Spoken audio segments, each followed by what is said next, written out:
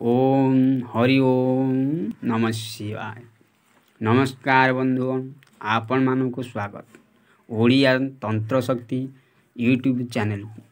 बंधुगण, आज आमे यही वीडियो रे जानिबा कि परि निजर स्वप्न माध्यम जेकोसी प्रश्नर उत्तर बा निजर अतीत भविष्यत वर्तमान विषय रे जानिबा। यही पाई एथिपाई आपनकु सर्वप्रथमे गोटिए मंत्रर आवश्यकता पड़े।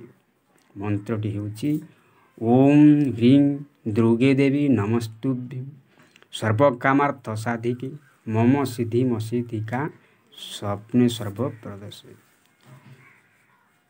ह्रीं ओम प्रथमे ह्रीं ओम लागिबो, शेषरे ह्रीं ओम लागिबो। आपण लगे माँ दुर्गा को प्रार्थना करेंगे।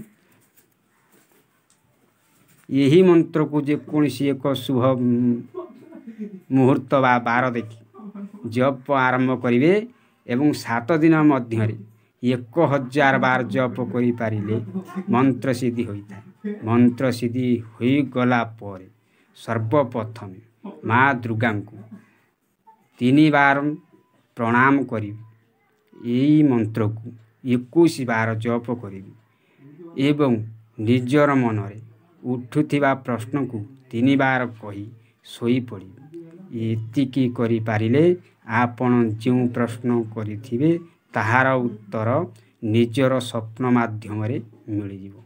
एही परि करी आपण जेकोसी व्यक्ति विषय रे बा निज विषय रे सबु जानि पारिबे। धन्यवाद।